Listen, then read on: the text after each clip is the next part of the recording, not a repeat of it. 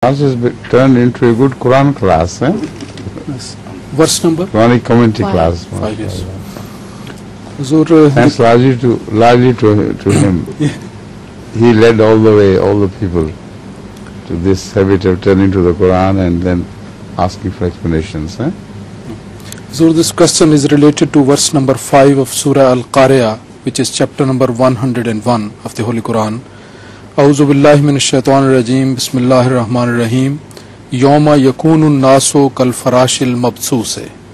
The day when mankind will be like scattered moths. لماذا وصف الله الناس بالفراش المبثوث? What does Allah mean? Yes. Why Allah described the people as farash mabthuth? That is a prophecy of a great worldwide calamity. Worldwide calamity.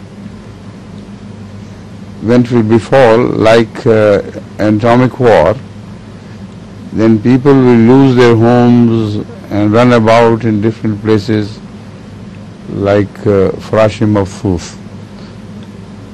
And this does happen during the wars and also during great earthquakes.